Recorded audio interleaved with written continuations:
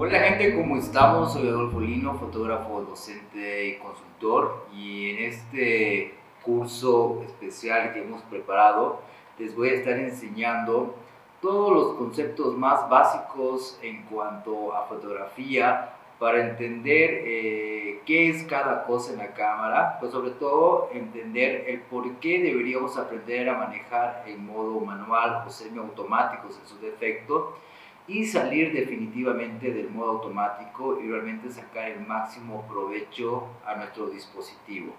La fotografía literalmente significa dibujar o escribir con luz. Entonces nuestra materia prima con la que nosotros vamos a trabajar es justamente la luz, y la cámara es el dispositivo con el que nosotros vamos a poder controlar cada elemento de la luz para obtener, por un lado, la exposición correcta, es decir, ni más ni menos luz, ni sobreexposición, ni subexposición, pero por otro lado, y creo que el más importante, conseguir los efectos que siempre estamos buscando en las fotografías, como por ejemplo, difuminar el fondo en un retrato, o sea, un claro ejemplo, o en un paisaje, hacer que salga nítido prácticamente toda la escena.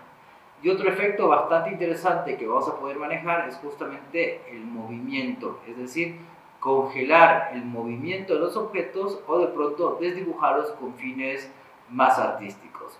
Entonces todo eso nos lleva necesariamente a hablar de lo que es el triángulo de la exposición y las diferentes variables que nosotros tendremos que configurar en la cámara, pero antes de eso tendremos que ver algunos conceptos quizás un poquito teóricos para comprender el porqué, la importancia de conocer todos estos conceptos y poder llevar todo eso a la práctica en nuestra cámara. Lo primero que tenemos que hacer o analizar cuando vamos a trabajar en fotografía y salir del modo automático es entender el triángulo de exposición, es decir, el poder controlar tres variables fundamentales en nuestra cámara y entender la cuarta variable, que vendría a ser la propia luz. La luz, cuando hablamos de fotografía natural, por así decirlo, nosotros no la controlamos, podemos planificar, prever, por ejemplo, que si está soleado, si está nublado, que si son las 4 de la mañana, si son las 6 o las 9 de la mañana, si trabajamos con luz natural, con luz artificial, si trabajamos con un foco de 40 watts o un foco de 60 watts. Eso es intensidad de la luz. Entonces, mucho, por no decir todo, lo que nosotros podamos hacer en la cámara va a depender justamente de la intensidad de la luz. Una vez que tenemos esa intensidad de la luz, digamos, la cámara va a utilizar un dispositivo interno que se llama fotómetro para medir la luz, y de acuerdo a eso empezar recién a calibrar las configuraciones o las otras variables que ya tenemos que manejar. Número uno vendría a ser la cantidad de luz que va a ingresar a la cámara. Para eso el equipo tiene un aparatito muy parecido a la pupila o al diafragma que nosotros tenemos en el organismo, que lo que hace es expandirse o contraerse según la necesidad, según la intensidad de luz que nosotros tengamos. Cuando hay poca luz, lo lógico sería que se expanda, que permita entrar la mayor cantidad de luz. Y cuando hay mucha luz, tendríamos que contraer, que entre la menor cantidad de luz posible. Eso es en la teoría, porque también tenemos que ver que dependiendo la cantidad de luz que nosotros dejamos entrar a la cámara, también va a variar el efecto de nuestra fotografía. Cuando entra mucha luz, logramos eliminar y que haya muy poca profundidad de campo, y cuando cerramos el diafragma, ganamos mucha profundidad de campo y es difícil o imposible lograr difuminar el fondo. Entonces, por eso también tenemos que tener en cuenta que justamente la cantidad de luz no solamente regula cuánta luz va a entrar, sino el efecto de profundidad de campo. Que la profundidad de campo la podríamos definir como la nitidez hacia atrás y hacia adelante a partir del sujeto, del punto al que yo estoy enfocando. Después que entra la luz a través, o es filtrada a través del diafragma, que eso se encuentra en el lente de la cámara, vamos a encontrarnos con una especie de cortinilla, una doble cortina que se llama obturador. De ahí el término que usamos en fotografía de velocidad de obturación, porque este se abre y se cierra a una determinada velocidad. ¿Qué nos determina esto? El tiempo por el que la luz va a entrar. Podemos tener tiempos de exposición largos como tiempos de exposición cortos, y lo que va a afectar principalmente en la fotografía de que entre por más o por menos, menos tiempo la luz, el efecto de nuestras fotografías. Por ejemplo, una larga exposición me permite capturar una cascada y que tenga un efecto seda, o bien me puede permitir congelar el movimiento de un vehículo que pasa a alta velocidad y que parece estático. Una vez que regulamos qué cantidad de luz va a entrar, por cuánto tiempo va a entrar, esa luz va a llegar al sensor de imagen. El sensor de imagen vendría a ser en digital lo que ha reemplazado al rollo o a la película analógica. Y aquí se produce la magia de la conversión de esa luz a una imagen. Esa conversión que se hace, que en digital sería un proceso electrónico, también la podemos regular con el ISO, que sería la tercera variable, la sensibilidad ISO. Entonces, la luz impacta nuestro sensor y este empieza a hacer una serie de descargas eléctricas, que después obviamente hay un proceso electrónico que se encarga de decodificar todo eso y dar la imagen. Entonces, de acuerdo a la sensibilidad que nosotros coloquemos, esa sensibilidad, ese proceso de conversión puede ser más rápido o más lento. Entonces, por ejemplo, si hay mucha luz, lo lógico sería utilizar un ISO muy bajo, porque al haber mucha luz necesitamos que sea poco sensible, porque se nos puede quemar la fotografía. En cambio, si la luz empieza a escasear, tendríamos que aumentar la sensibilidad. Eso sería lo lógico. Pero ya cuando empezamos a hacer fotografía y empezamos a analizar la situación, ya sea un paisaje, ya sea un retrato, un producto, ya sea en condiciones de mucha luz o de poca luz, que es justamente lo que tenemos que empezar a ver, nosotros en realidad tenemos que empezar a jugar con la cantidad de luz que va a entrar, por el tiempo que va a entrar y con el ISO. Entonces ahí vendría a ser lo que se conoce como la técnica fotográfica.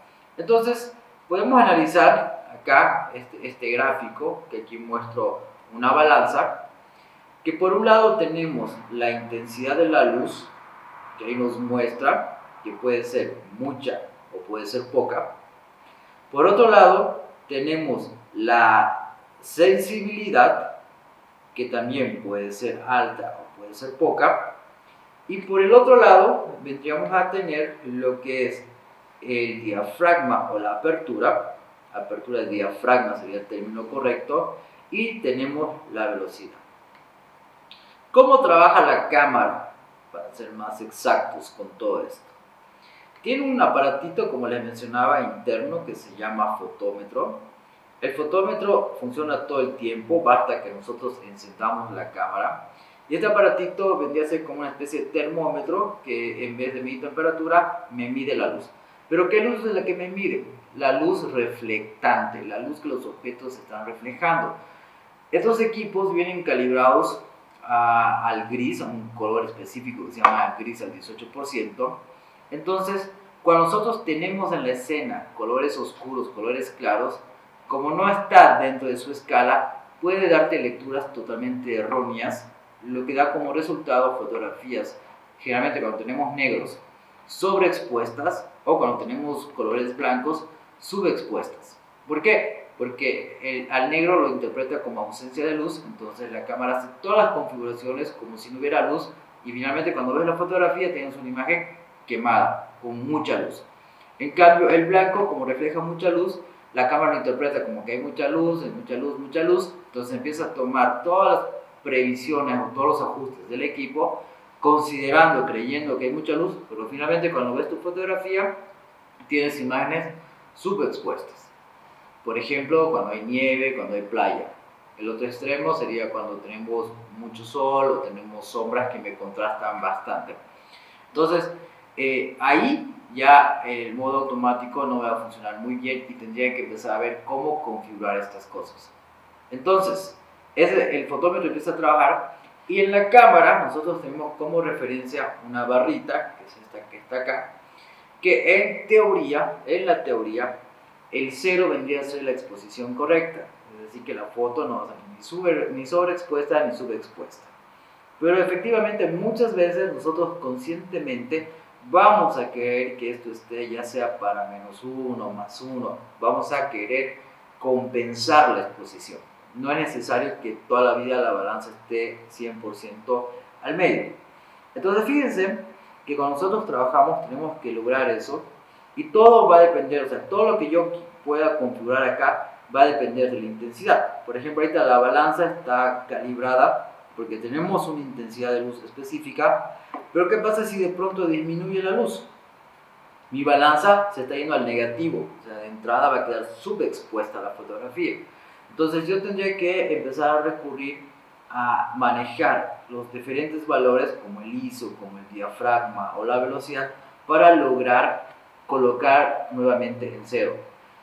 Cuando está la cámara en automático, el equipo se va a encargar de hacer toda esta configuración, pero no va a tomar para nada en cuenta los aspectos creativos o lo que tú quieras conseguir. Por ejemplo, de repente yo quiero conseguir una imagen donde tenga una velocidad relativamente alta para poder congelar el movimiento.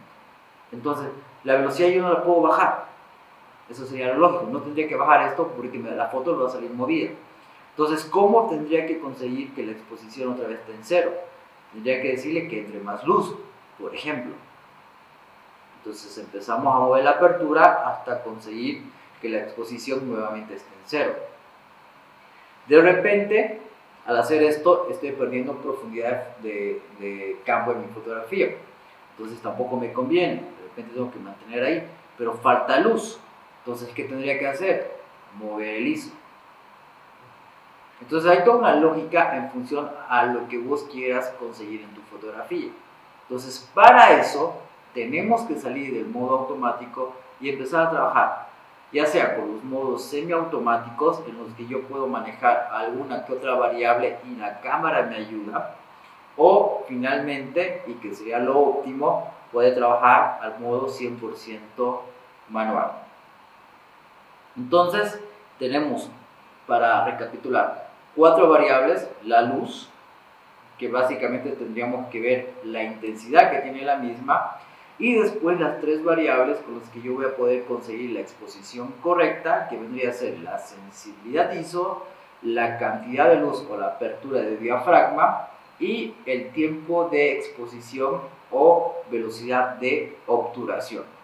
Entonces, al manejar esas configuraciones, yo voy a conseguir, por un lado, tener la exposición correcta, ni mucha luz ni poca luz, pero lo más importante, voy a poder conseguir el efecto que estoy deseando en mis fotografías. Entonces, tenemos que empezar a analizar uno por uno estos temas y lo vemos en la próxima parte. Como hemos visto en este gráfico, nosotros tenemos un fotómetro en la cámara que se encarga de medir la luz. Acá tenemos un exposímetro que me dice cómo se está comportando la luz, y de acuerdo a la intensidad de luz y lo que nosotros queramos, tenemos que empezar a configurar los diferentes valores. Entonces, para ello vamos a trabajar con un bonito simulador que nos va a permitir que nosotros podamos empezar a entender de una forma más visual todo lo que les acabo de mencionar, y que nosotros ya podemos llevar todo eso aplicado a la cámara. Algo muy importante que les va a servir un montón de verdad para entender todo esto que les estoy explicando es que tengan el manual de sus cámaras a la mano, porque todo lo que yo les digo acá, un poquito de lo que sean conceptos, pero lo más importante, con qué botoncito, con qué ruedita y cómo lo hago, está claramente explicado en el manual de cada cámara. Así que indispensable para sacar máximo provecho a este tutorial sería que ustedes tengan el manual a la mano. Bueno, aquí estoy ya con un simulador de una cámara. Entonces les voy a mostrar. Acá tenemos la apertura. La apertura se mide en unos valores F. Siempre que vean F está relacionado a la apertura, cantidad de luz, diafragma, lo que quieran llamarle. Y el diafragma se encuentra en el lente de la cámara. Entonces, también los fabricantes hacen lentes con diferentes diafragmas máximos, que es lo que en realidad nos interesa. Los valores F nosotros tenemos que tener en cuenta, mientras más bajo sea el número, significa que el diafragma está más abierto. Entonces, número más bajo, diafragma más abierto, mayor cantidad de luz que va a entrar. Por lo tanto, vamos a tener mejores resultados cuando hay poca luz, pero también voy a poder conseguir fotografías que me dejan el fondo más difuminado. Entonces, por ejemplo, los lentes de kit, los famosos 18-55 que vienen con la gran mayoría de las cámaras, cuando estoy sin nada de zoom, me permiten abrir hasta diafragma 3,5. Y cuando hago el zoom al máximo en el lente, ya me permite solamente abrir hasta 5,6. Estoy perdiendo bastante luz, si podemos ver cuando hacemos zoom. Entonces, eso puede ocasionar que si no tengo la intensidad suficiente de luz, mi fotografía me salga oscura, o la cámara tenga que recurrir a aumentar la sensibilidad, o de repente bajar el tiempo de exposición, y como resultado me puede dar una fotografía movida. Estas tres cosas van íntimamente relacionadas. O sea, de acuerdo a la intensidad de luz, de acuerdo al diafragma que tengamos, va a ser determinada velocidad o determinado ISO. Todo va absolutamente de la mano. Entonces yo, fíjense, ahorita he modificado este diafragma y mi exposímetro acá me está indicando que va a haber demasiada luz. Aquí me lo está advirtiendo, está en +2 y me está parpadeando. ¿Por qué? Porque este simulador está en modo manual, entonces yo también tendría que compensar qué pasa con la velocidad y qué pasa con el ISO. Pero quiero que veamos, y no importa si ahorita la foto va a salir quemada, fíjense, la luz entra a través del diafragma, se topa con esta cortinilla que es el obturador, este mismo se abre y se cierra para determinar por cuánto tiempo va a entrar la luz, y finalmente la luz llega a nuestro sensor, que de acuerdo al ISO va a procesar esa luz más rápido o más lento y me va a dar una fotografía. Como ya les había advertido, esta fotografía va a salir quemada porque yo solamente modifiqué la apertura, pero no me encargué de ver qué pasaba con la velocidad. El siguiente valor que vamos a analizar un poquitito ahorita, con el cual ya voy a corregir este error de sobreexposición, es la velocidad. La velocidad se mide en segundos y pueden ser velocidades que son segundos, 1 segundo, 2 segundos, 3, 4, hasta 30 segundos. Inclusive en el modo manual teníamos el modo bulbo, que es un modo en el que nosotros controlamos por cuánto tiempo va a entrar la luz, y esto se utiliza cuando necesitamos tiempos de exposiciones mayores a los 30 segundos, por ejemplo para astrofotografía, fotografía nocturna o para algún efecto específico, el light painting también. Y después ya tenemos velocidades que son fracciones de segundo, un cuarto de segundo, un octavo, valores que son décimas de segundo, valores que son centésimas de segundo y valores que son milésimas de segundo. Mientras más alta la velocidad, por mucho menos tiempo va a entrar la luz. Entonces, si no tenemos la suficiente cantidad de luz, lo más seguro es que nuestra fotografía salga movida, o mejor dicho, que quede oscura. Las velocidades lentas, por ejemplo, 1 segundo o medio segundo, igual, es que el obturador se va a abrir a una determinada velocidad que está por debajo de lo que nosotros podemos controlar a pulso, y como resultado tendríamos una fotografía movida. Por lo tanto, es recomendable, en la gran mayoría de los casos, sobre todo si no tengo un trípode, que esta velocidad, que está en segundos, esté por encima de 1/60. ¿Ya? Entonces, yo ahorita tengo un diafragma 5,6, yo lo voy a dejar ahí, y para poder compensar esto, tendría que ver o la velocidad o el ISO. El ISO está a lo más bajo, no hay donde más pueda bajar la sensibilidad. Entonces, lo que voy a tener que hacer es ir aumentando la velocidad hasta que nuevamente me marque 0. En este caso es una velocidad de 1.000. Entonces, con esta velocidad, primero, consigo que la exposición sea la correcta, y segundo, además de haber conseguido cierta nitidez con el diafragma de 5,6, conseguiría tranquilamente congelar el movimiento de cualquier objeto. Entonces, si revisamos esta fotografía, podemos ver que está prácticamente perfecta. Fíjense que si yo tuviera un lente con mayor luminosidad, yo podría abrir más el diafragma, por ejemplo hasta 2.8, y fíjense que podría tranquilamente, vamos a trabajar con 3.5 o 4. Y fíjense que tranquilamente podría conseguir un fondo más difuminado todavía. Y ahorita nos vamos a ir al caso contrario. ¿Qué pasa si yo quisiera que el fondo esté más nítido? ¿Ven? Entonces el fondo se ve sumamente borroso. ¿Qué pasa si ahora quiero que el fondo tenga mayor nitidez, tenga mayor claridad? Entonces lo primero que tendría que hacer es cerrar el diafragma, porque quiero conseguir mayor nitidez acá, pero fíjense, mi fotómetro se ha venido totalmente al -2, o sea, prácticamente la foto va a quedar negra. Entonces, para poder corregir eso, tengo que hacer que la luz entre por más tiempo. Entonces, esta velocidad de 1/2000 ya no me sirve. Entonces, yo tengo que ir bajando esto hasta tener un valor por encima de unos 60. Voy a trabajar con, en este caso voy a trabajar con 1/100, porque como la niña tampoco está quieta, está haciendo movimientos, entonces preferiría inclusive a 125. Y fíjense, el fotómetro ya está en 0 y la foto va a salir igual que la anterior, pero la diferencia es que ahora el fondo lo tengo más nítido. Podría cerrar más el diafragma, fíjense. Voy a trabajar con un diafragma 22. Pero ojo, como estoy con un diafragma 22, ya no voy a poder modificar la velocidad. O sea, ya no voy a poder hacer que la luz entre por más tiempo porque me saldría movido. Entonces, ¿a qué recurro ahí? A aumentarle la sensibilidad. Esa es un poco la técnica. Es un poquito lo que ellos me vayan entendiendo y por qué nosotros tendríamos que empezar a manejar. Y ya más, un poquito más adelante, en la siguiente parte, vamos a ver los modos semiautomáticos en los que puedo trabajar con ayuda de la cámara. Vamos a hacer un último ejercicio simulando acá que tengo menos luz, de un día de tormenta. Entonces fíjense, hace rato la foto estaba perfecta, pero ahora bajó la intensidad de la luz y ya mi fotómetro me marca nuevamente -2, o sea, la foto va a quedar oscura.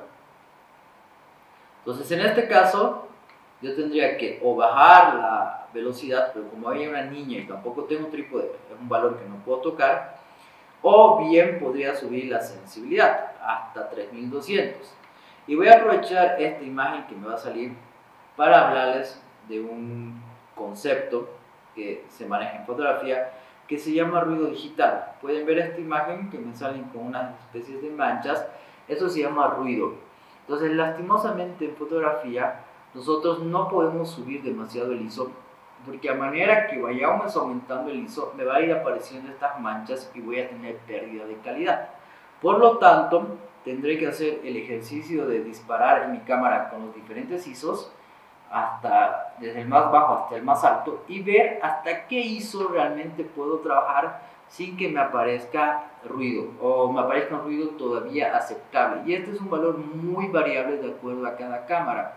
Equipos de mucha tecnología con sensores muy avanzados pueden trabajar con ISOs muy altos, pero cámaras de gama baja, cámaras sencillas, a ISOs 800, 1600 ya tenemos una presencia muy molesta de lo que es el ruido digital. Entonces, justamente por este factor, por más que la cámara me diga que puedo trabajar o puedo tener ISOs 25.000 o superiores, no significa que voy a poder obtener imágenes con buena calidad. Entonces ya es una limitante. Entonces, supongamos en esta cámara que puedo trabajar hasta ISO 800, fíjense que me saldría oscura. Entonces, lastimosamente en esta fotografía me tocaría ceder profundidad de campo y hacer que empiece a entrar por más tiempo la luz, o mejor dicho, que entre mayor cantidad de luz y conseguir nuevamente la exposición correcta. Entonces podemos ver que inclusive en este simulador con ISO 800 hay un ruido, pues ya no es un ruido tan molesto como la fotografía anterior que la habíamos hecho con un ISO de 3200. Entonces ese tipo de cosas tenemos que tomar en cuenta. Entonces con todo esto ya un poco más clara la idea y el concepto de lo que es la exposición, la apertura, la velocidad y el ISO, en la siguiente parte vamos a empezar a analizar los diferentes modos de exposición que tenemos en la cámara, donde podemos configurar ya sea la velocidad o el diafragma o manejar todos los valores, pero en los modos semiautomáticos con colaboración con la cámara. Así que nos vemos en la próxima parte. Bueno, una vez ya aclarado la idea de lo que es la exposición, la apertura, la velocidad y el ISO, nos vamos a la cámara y empezamos a configurar. Nosotros en la parte superior de la cámara, sin importar la marca, tenemos lo que se conoce como el dial de exposición, donde tenemos las diferentes opciones de control de la luz, los automáticos, automáticos sin flash, los modos creativos, pero tenemos generalmente remarcado 4 modos, que vendría a ser el autoprogramado o modo P. Tenemos el modo prioridad de apertura, que en casi todas las marcas está con la letra A, salvo en las Canon que dice AB. Tendríamos el modo prioridad de velocidad, que sería el modo S en casi todas las marcas. En las Canon sería modo TV. Y bueno, después tenemos el modo manual. Entonces vamos a empezar a analizar el modo prioridad apertura, que este modo lo que hace es que yo como fotógrafo pueda elegir qué apertura quiero trabajar, qué ISO necesito, y la cámara, de acuerdo a eso y por supuesto de acuerdo a la intensidad de luz que nosotros tengamos, elija la velocidad necesaria para conseguir la exposición correcta. Entonces, supongamos, yo quiero hacer una fotografía acá donde el fondo se vea borroso, o sea, poca profundidad de campo. Entonces tendría que abrir el lente lo más que se pueda, en este caso estoy hasta 2.8. El ISO no lo he tocado porque hay bastante luz.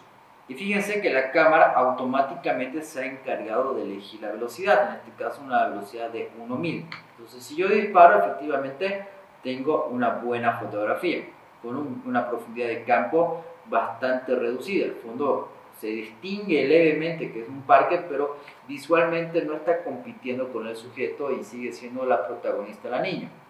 Pero ¿qué pasa en otra situación? De repente otro fotógrafo por algún motivo agarro y digo, ¿sabes qué? Necesito mayor profundidad de campo. ¿Bien? Entonces cierro el diafragma, cierro totalmente el diafragma. ¿Qué pasa? Gané profundidad de campo, pero al haber reducido la cantidad de luz que entra, esta misma, para tener la exposición correcta, voy a necesitar que entre por más tiempo. Y en este caso me he bajado del valor que les había mencionado de unos 60, por lo tanto la fotografía me ha quedado movida. No solamente he registrado el movimiento acá del molino, sino que la fotografía en general está movida. Si fuera algo en lo que no hay movimiento, un paisaje por ejemplo, fotografía urbana, tranquilamente coloco un trípode y ya consigo estabilidad en la cámara. Pero como en esta imagen hay movimiento, fíjense que la niña estaría quieta, o sea, movida, tendría que decirle que se quede totalmente quieta, pero siempre hay el riesgo que parpadee, cualquier cosa, entonces obligatoriamente la fotografía va a salir movida. Entonces, ¿qué podría hacer en este modo en el que yo no controlo la velocidad para que la cámara ya no tenga que trabajar con una velocidad tan baja? Le aumento la sensibilidad. Entonces empiezo a aumentar el ISO, por ejemplo, he llegado hasta 800 y tranquilamente podría conseguir una fotografía donde ya la imagen esté nítida. Entonces, fíjense, consigo una imagen donde tengo bastante profundidad de campo. ¿En qué casos utilizamos este modo? Cuando necesito por algún motivo controlar el tema de la profundidad de campo, retrato, productos, fotografía gastronómica, fotografía de paisaje, entre otras. Pero ¿qué pasa cuando en mi fotografía hay movimiento y a mí me interesa controlar justamente este efecto? Congelar, desdibujar, etc.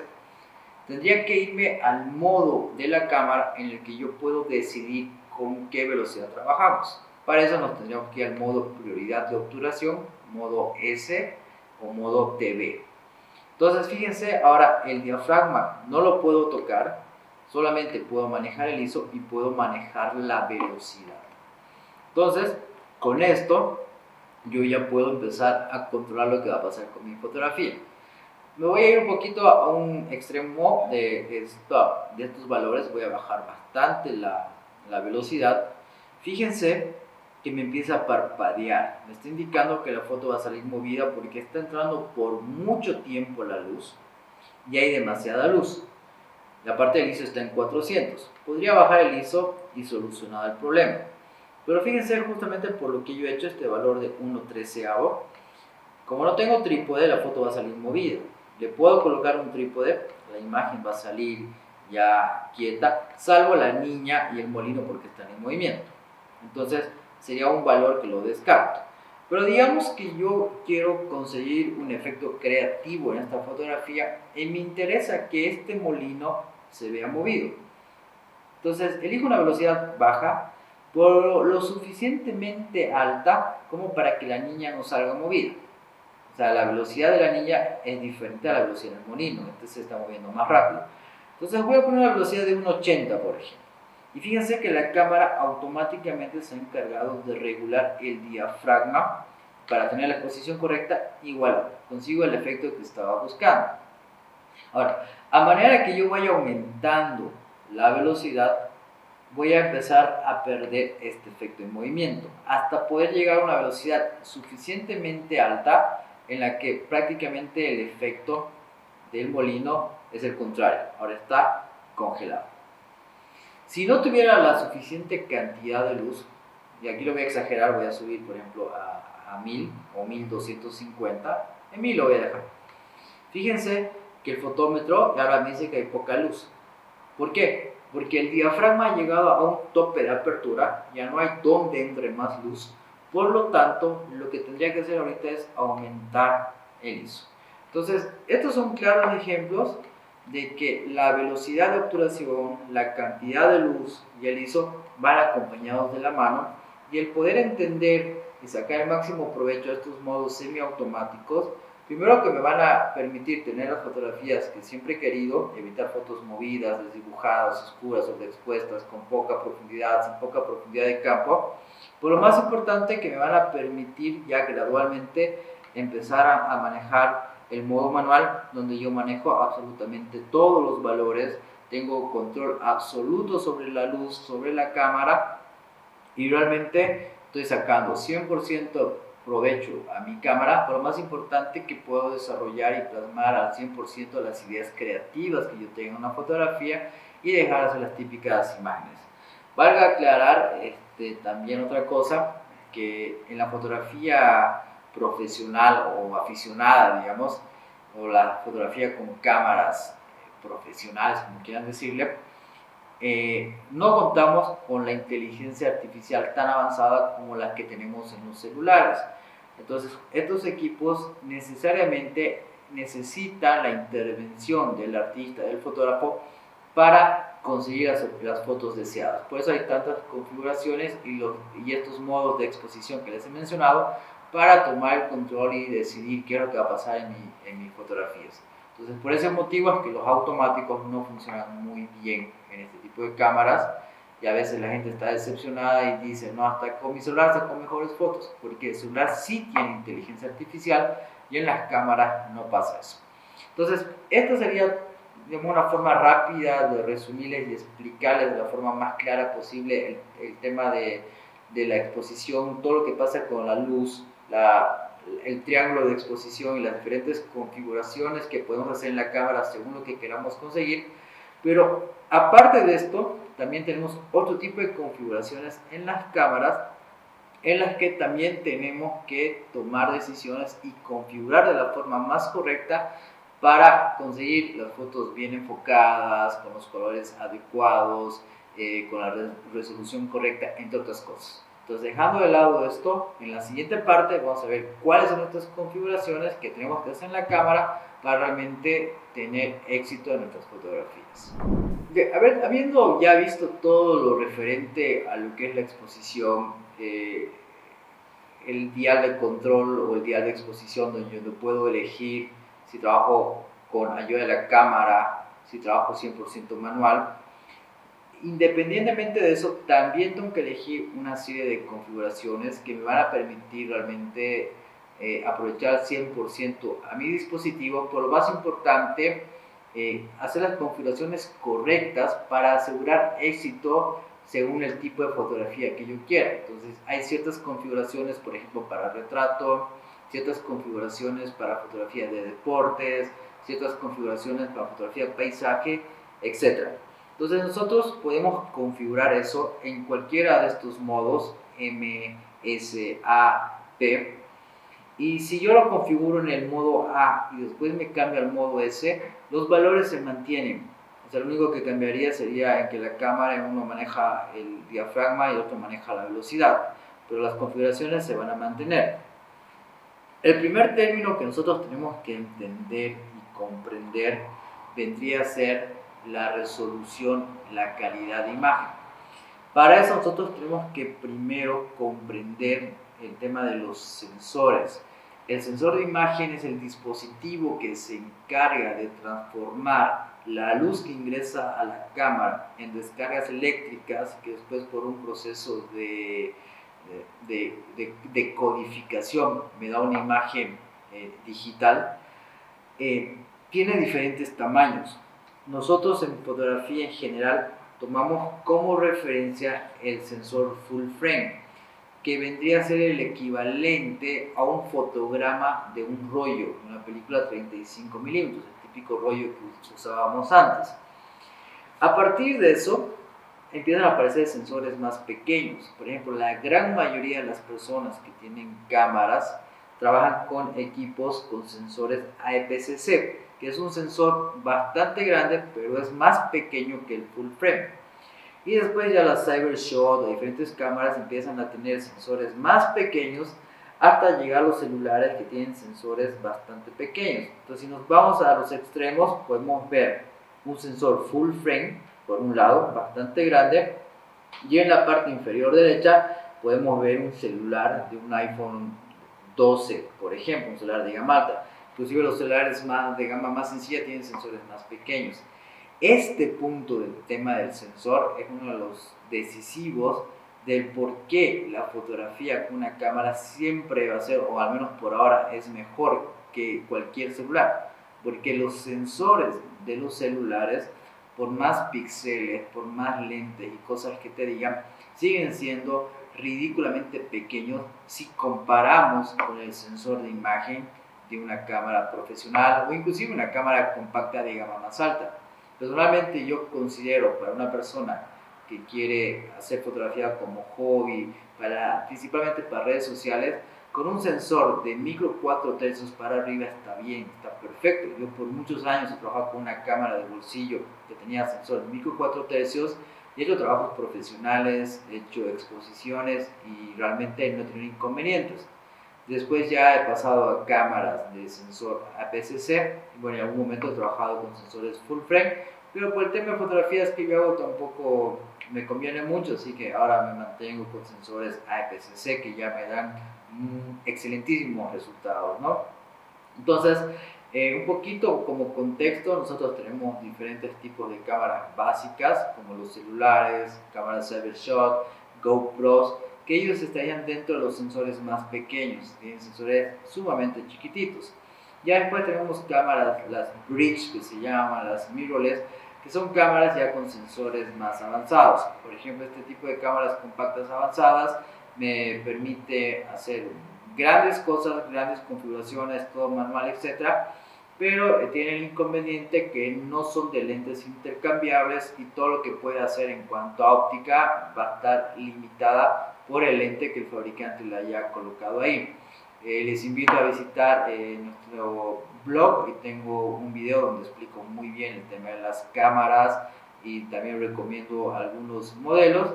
Y bueno, esta de la imagen, la Lumix LX100 es una de mis cámaras favoritas de bolsillo, recomendable para viajeros, para gente que quiere tener algún equipo todo el tiempo en el bolso o en la guantera, o como una cámara auxiliar a la profesional que vos puedas tener. Después tenemos estas cámaras bridge o super zoom, que su principal característica es que tienen un zoom de bastante alcance que me permite hacer diferentes tipos de fotografías entre naturaleza, astro, otras, pero tienen un sensor relativamente pequeño si lo comparamos con una cámara más profesional.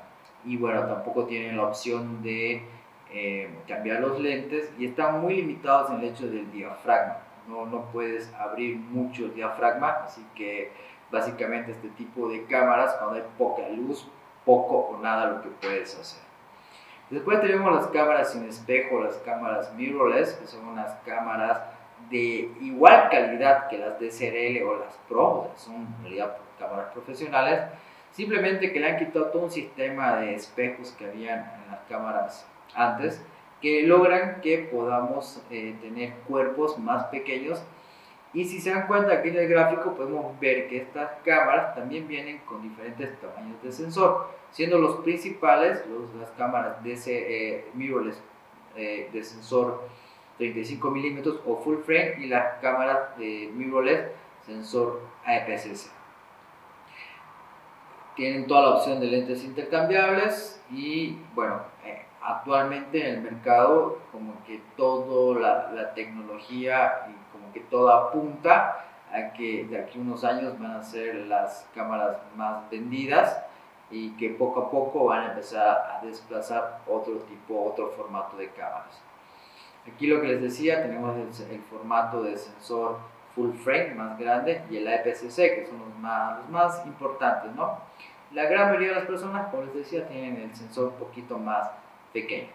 Después tenemos las cámaras reflex, que son las grandotas, las que casi todas las personas que empiezan en la fotografía en algún momento adquieren. Que dentro de estas cámaras también tenemos de diferentes gamas. Tenemos de las cámaras de reflex básicas, que son para aficionados o personas que están iniciándose en la fotografía, y después tenemos cámaras un poco más avanzadas y finalmente cámaras súper profesionales. Entonces, teniendo claro este tema de los sensores y las cámaras, ya podemos entrar a que yo considero uno de los conceptos más importantes que tenemos que ver, que está relacionado justamente a la calidad de imagen con la que nosotros vamos a trabajar.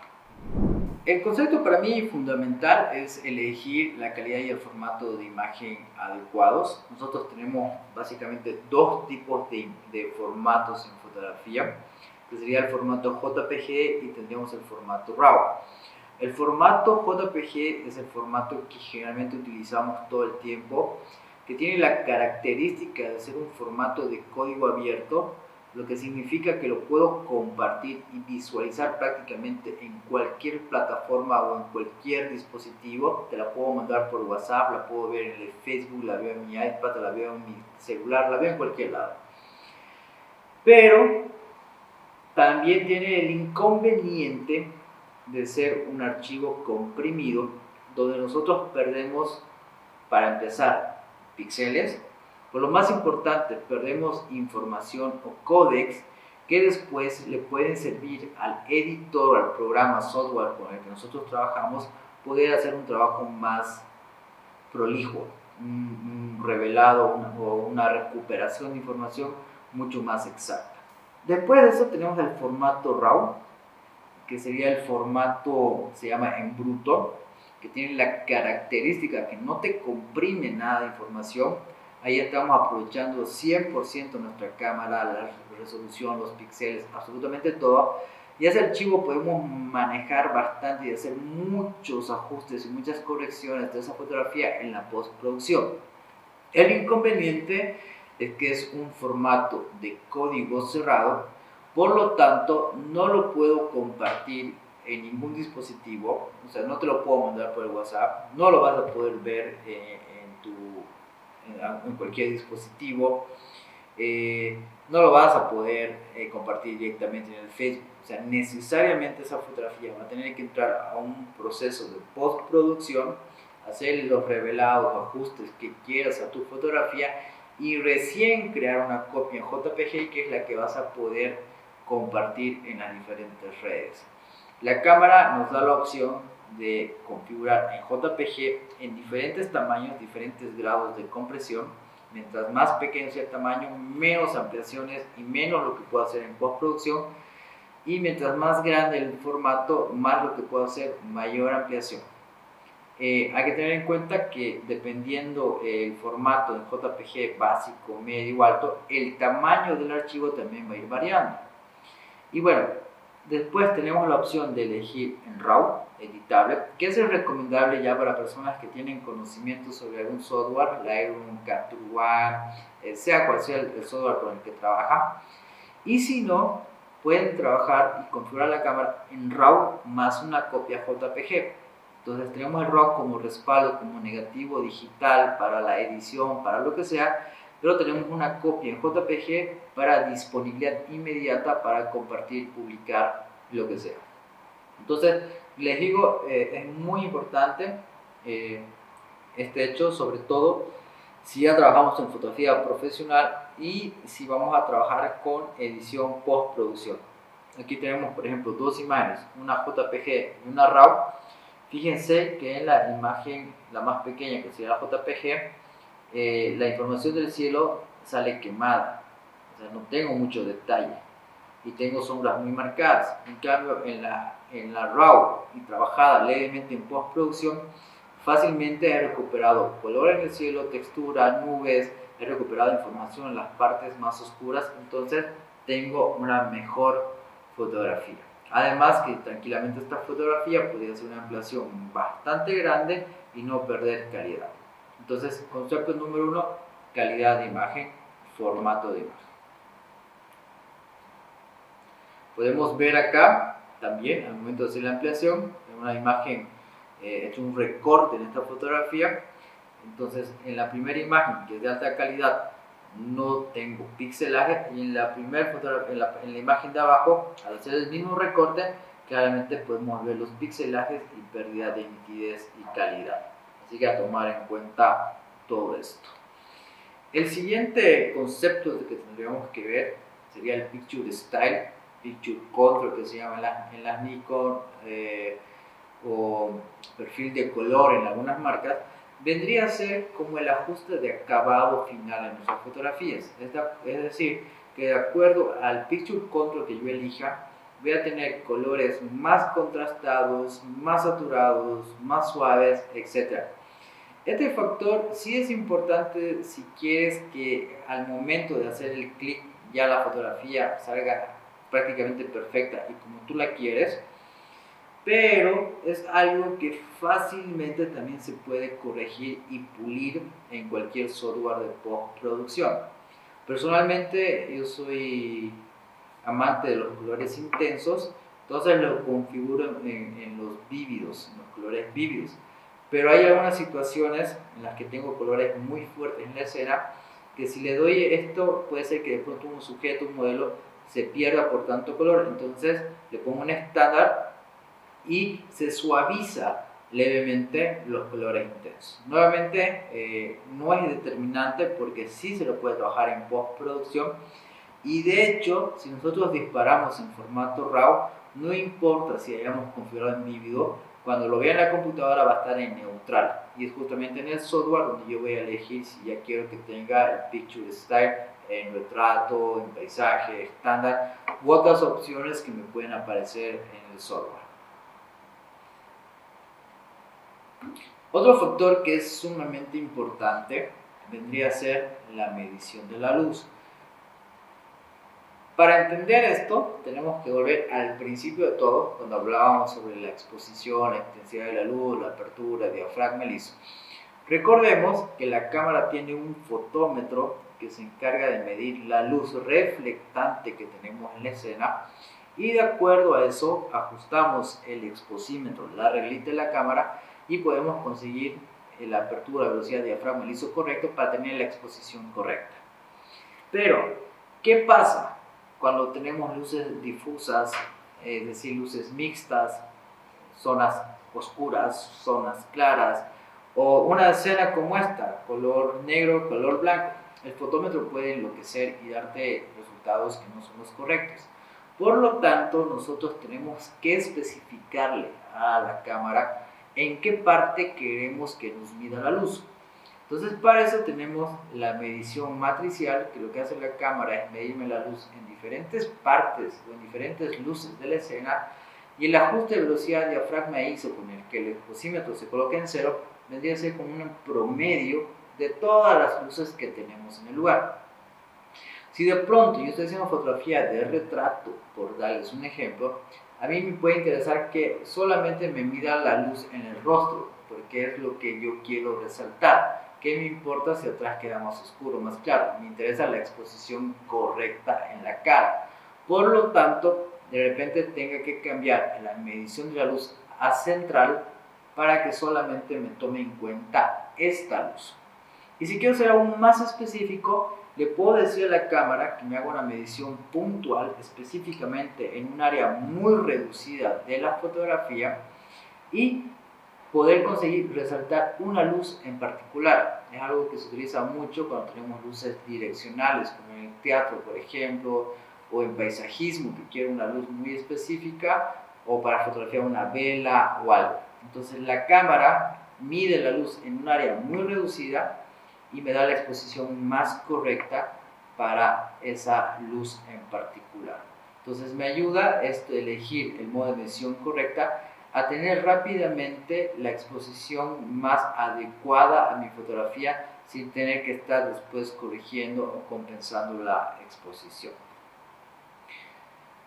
Otro valor importantísimo que tenemos en la cámara es el balance de blancos, que lo que hace el balance de blancos es ajustar el color de la fotografía a la luz que nosotros tenemos en el entorno o en el lugar. Recordemos que la luz, mejor dicho, tiene diferentes temperaturas de color, lo que hace que en algunos momentos del día tengamos un sol con colores más cálidos, naranjas, etcétera, o en algunos momentos con colores más fríos, más apagados o colores neutros. Lo mismo con las luces artificiales, tenemos focos con colores cálidos, colores fríos, etcétera. Entonces, nosotros tenemos que configurar la cámara para poder ajustarnos a la temperatura de color que tengamos de la luz que está dominando la escena, o modificar el color de luz de la escena. En situaciones en las que estamos en lugares donde el color de luces no es muy agradable, yo puedo configurar un balance de blancos totalmente diferente y conseguir modificar eso. O puedo estar en un lugar, si trabajamos por ejemplo con el balance de blancos automático, donde la luz es preciosa, y de repente, justamente por estar en el automático, pierdo la luz, la luminosidad que tengo en el lugar, o sea, el color de la luz. Entonces, por eso la cámara me da diferentes opciones. Obviamente tenemos el automático, que en muchos casos sí me puede funcionar, pero después tenemos los balances de blancos para luz natural, como vendría a ser el cloudy, el shade o la luz directa, y para luz artificial tendríamos el incandescente, los fluorescentes y el flash. Entonces les recomiendo igual que configuren su cámara de acuerdo al tipo de luz que nosotros tengamos al momento de hacer la fotografía, e ir experimentando, ¿no?, también los diferentes modos creativos de utilizar este balance de blanco. Este es un valor que también se lo puede pulir y corregir en postproducción, pero nuevamente es preferible siempre que la fotografía ya salga con la cámara con el color de luz adecuado para que sea mínimo el ajuste que yo tenga que hacer en la postproducción. Ahora, entramos a un factor sumamente importante que vendría a ser el enfoque. El enfoque es tan importante porque si no hago el enfoque correcto, en postproducción no voy a poder corregir. Entonces simplemente una foto está desenfocada, queda desenfocada, tengo que volver a hacer, y eso puede llevar a que pueda perder fotografías sumamente importantes o momentos únicos que no se van a volver a repetir. Entonces, tenemos dos formas de hacer el enfoque. Tenemos el enfoque manual y tenemos el enfoque automático.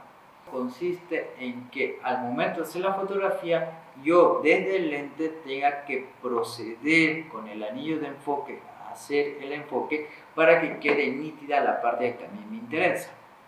Si yo me alejo un poquito, voy a tener que nuevamente corregir el enfoque. Si me acerco, voy a tener que corregir. Si el sujeto se aleja, esto requiere cierta práctica, porque recordemos que también nosotros al momento de enfocar lo estamos haciendo a través de una pantalla muy pequeña, que de repente se nos escapan muchos detalles, entonces requiere cierta práctica. ¿En qué casos vamos a tener que utilizar enfoque manual? Uno, si me compro un lente que es 100% manual. 2. En situaciones en las que en la escena no tenga mucho detalle, por ejemplo cielos estrellados, fotografía de la luna, lugares donde no hay textura, fondos blancos, etc., donde la cámara en el modo automático no va a detectar nada de referencia en el cual hacer el enfoque y vas a pasar horas ahí con el enfoque. Entonces lo más práctico va a ser cambiar a enfoque manual y proceder a hacer el enfoque manualmente. Generalmente el enfoque automático, el autofocus, funciona muy bien en casi todas las cámaras. Pero por más que sea automático, nosotros le tenemos que dar ciertas pautas a la cámara para que me haga el enfoque automático más correcto. Por ejemplo, le tengo que indicar a la cámara si lo que voy a fotografiar es algo estático o si es algo en movimiento. Le tengo que especificar a la cámara dónde me va a enfocar. Por eso tengo los diferentes puntos de enfoque donde yo le puedo decir a la cámara enfocarme acá o enfocarme en este lugar. Entonces voy a poder variar el punto de enfoque. Entonces le digo a la cámara enfocarme en el ojo, entonces muevo el punto de enfoque al ojo y la cámara va a proceder a hacer el enfoque, pero en el lugar al que yo le estoy indicando, no donde la cámara quiera hacer. Entonces en ese sentido nosotros tenemos que ver los diferentes puntos de enfoque que tenemos en la cámara, que eso depende mucho de cada equipo. Hay cámaras muy básicas que tienen 9 puntos de enfoque, 11 puntos de enfoque, y llegamos a tener cámaras de gama muy alta que tienen varios cientos de puntos de enfoque. Cuando nosotros trabajamos con cosas estáticas, tenemos una opción en la cámara de enfoque automático que se llama enfoque de servo único. ¿Qué es lo que hace acá? Que cuando yo aprieto el disparador hasta la mitad, o sea, aprieto como para hacer una fotografía, la cámara me detecta el objeto, el sujeto, la persona, y mientras mantenga el dedo o apretando el botón aquí atrás de la cámara, que generalmente está con el nombre de AEL, el enfoque se va a mantener bloqueado, cosa que cuando yo termine de hacer la fotografía o decida hacer la foto, no ocurra que de pronto el enfoque se me va al fondo, se me va a un lugar donde no corresponde.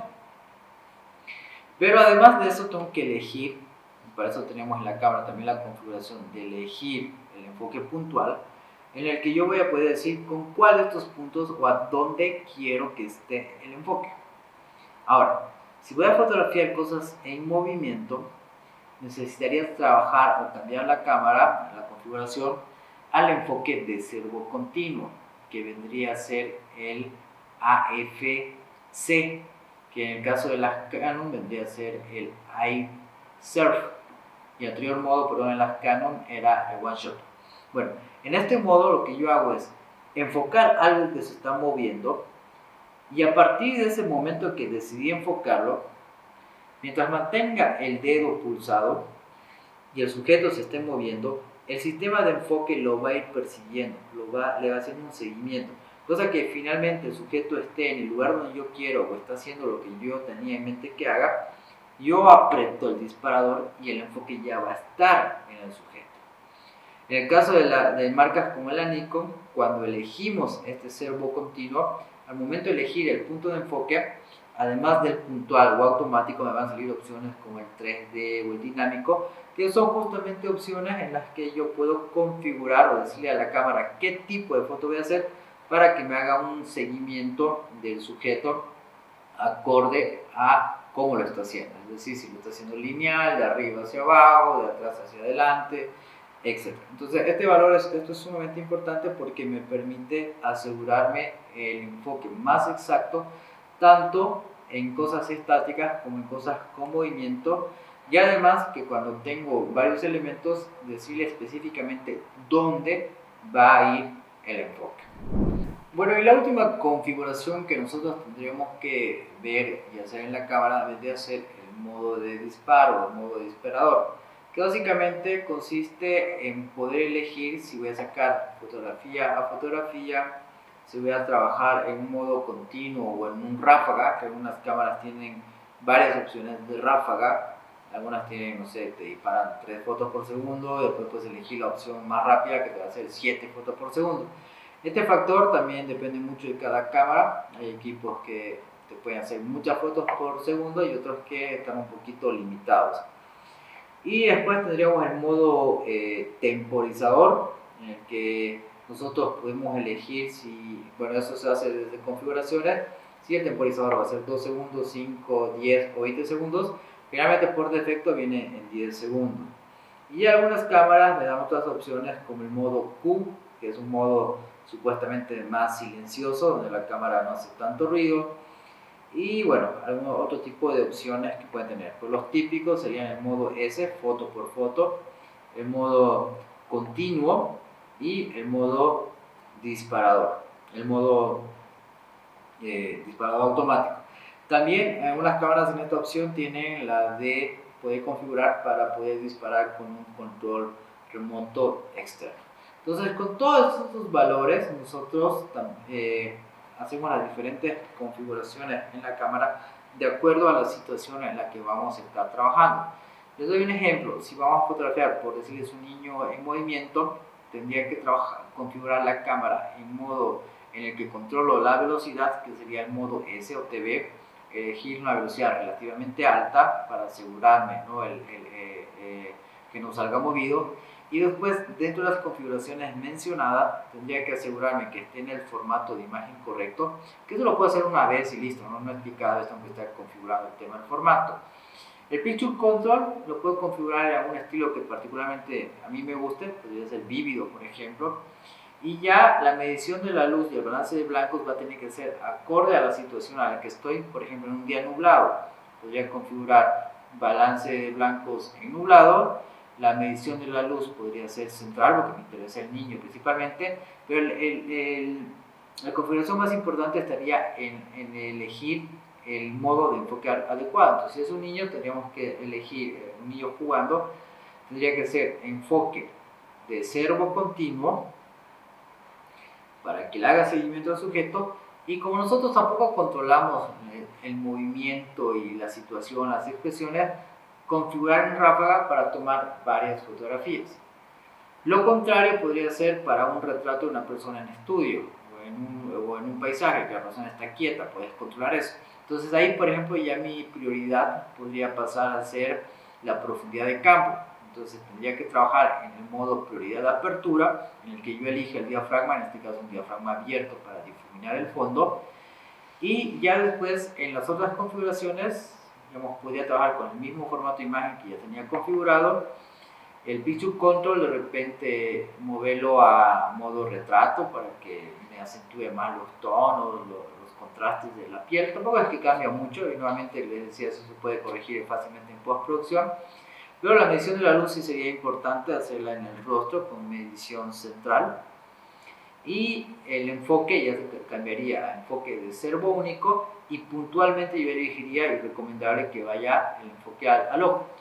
Ya no necesito hacer ráfaga, lo puedo cambiar a enfoque de servo, perdón, al modo S de disparo, que sería el fotograma a fotograma, y haciendo clic a clic. Entonces, este es un panorama general de todas las cosas que nosotros podemos configurar en la cámara, la importancia que tienen para tener mayor control sobre nuestro equipo. Y por último, mencionarles que también tenemos el chance en nuestros dispositivos de poder ajustar el flash. Nosotros tenemos el flash en automático y en manual. El manual no lo voy a mencionar porque tendríamos que hablar muchas cosas sobre la luz. Pues, sin embargo, tenemos el modo TTL, que es el modo en el que la cámara automáticamente elige la potencia del flash. Sin embargo, ese automático puede darnos fotografías con el flash muy fuerte o con el flash muy bajo. Entonces nosotros tenemos la opción de compensación de potencia del flash. Entonces nosotros podemos decirle a partir de la potencia del flash que la cámara eligió, aumentarle o quitarle, compensar la exposición. Es decir, decirle, está muy suave, aumentarle un poquitito, o está muy fuerte, bajarle un poquitito. Entonces, como les mencionaba anteriormente, es muy importante para comprender todo esto y saber con qué botón y dónde se encuentra en la cámara, que estemos con el manual de nuestro equipo a la mano. Entonces, sin más, espero que les sea de utilidad toda esta información que les he dado y que saquen el máximo provecho a su manual y a su cámara, y poco a poco, que es con paciencia todo este tema de la fotografía, empiecen a controlar su equipo y empezar a tener las fotografías que ustedes han ido esperando, o el motivo por el que han decidido comprarse un equipo. Así que sin más, hacer fotografías y hasta la próxima.